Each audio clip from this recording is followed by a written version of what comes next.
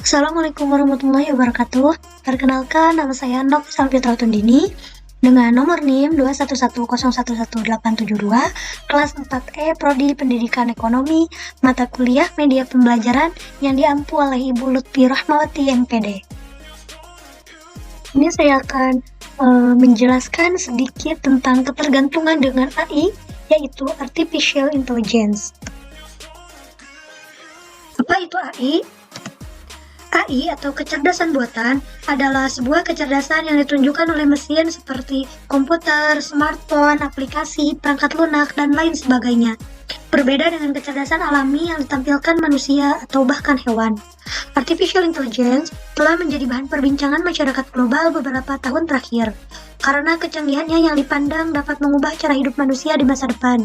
Artificial Intelligence adalah simulasi kecerdasan manusia dalam mesin yang diprogram untuk berpikir seperti yang dilakukan manusia, dengan kecerdasannya dan meniru tindakan mereka. Teknologi ini dapat membuat keputusan dengan cara menganalisis dan menggunakan data yang tersedia di dalam sistem. AI juga kini banyak digunakan untuk membuat prediksi yang lebih akurat, terutama di bidang keuangan. Contohnya penggunaan AI pada bidang keuangan adalah bagaimana dapat menganalisa tren pasar dan membuat keputusan investasi yang lebih tepat. Kecerdasan buatan memang bukan hal yang baru, namun perkembangannya selalu menjadi sesuatu yang menarik perhatian. Contohnya adalah ketergantungan manusia generasi sekarang terhadap AI yang membuat mereka jauh lebih malas daripada generasi sebelumnya. Beberapa contoh penerapan AI yang dapat kita temukan dalam kehidupan sehari-hari. Yang pertama, asisten virtual.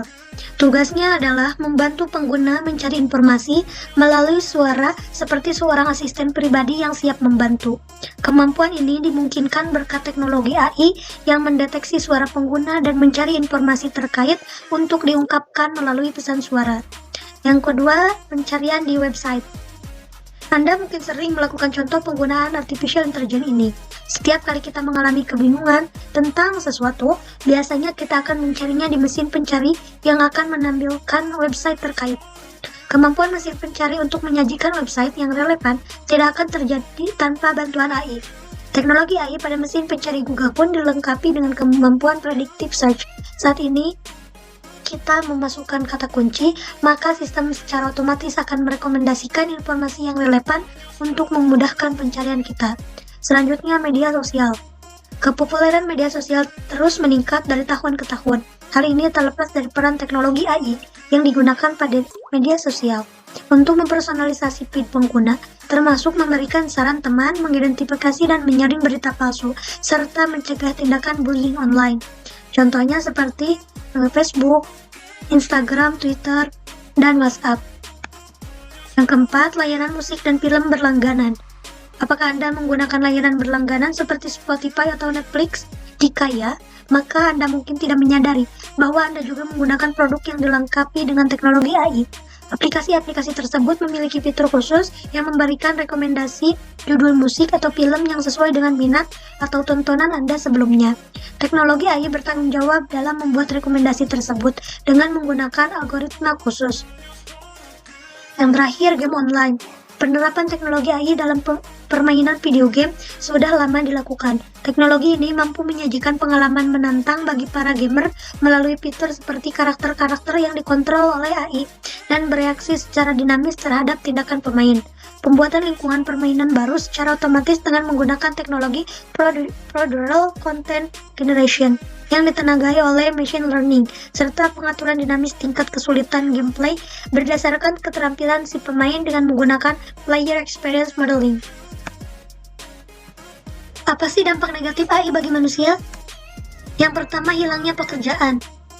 AI dapat mengambil alih tugas manusia sehingga memicu hilangnya pekerjaan bagi manusia yang bergantung pada pekerjaan rutin. Yang kedua, masalah privasi.